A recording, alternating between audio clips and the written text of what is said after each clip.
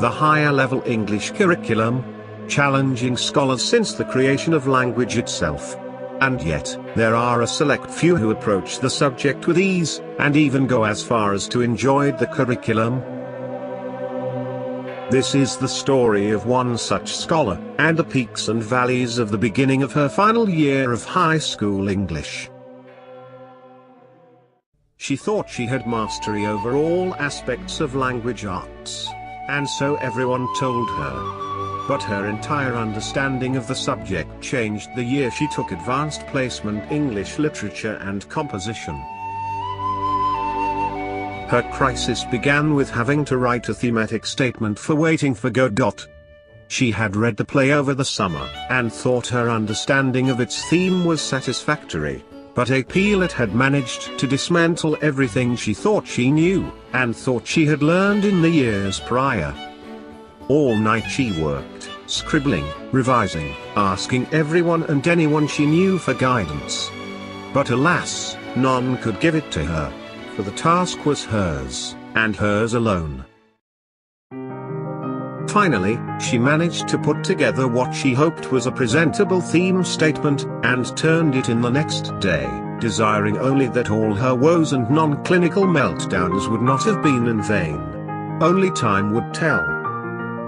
Her grade turned out not to be abysmal, but less than perfect, and in the coming weeks she experienced similar episodes of success and failure, granted, with far fewer late-night crises. Still, she wondered if she had lost that spark for English that had previously followed her throughout her entire academic career. Was she now and forever just another chicken in the coop of unimpressiveness?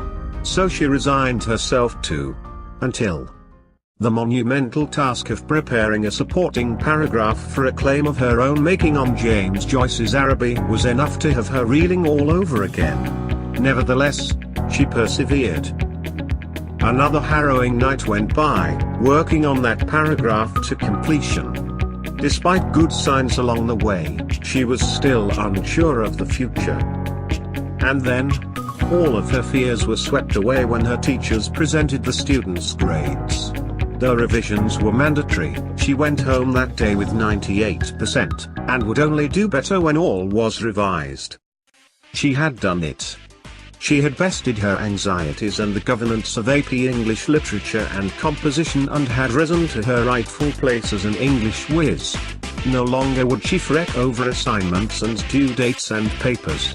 No longer would she live in fear. She was as savvy as they said she was.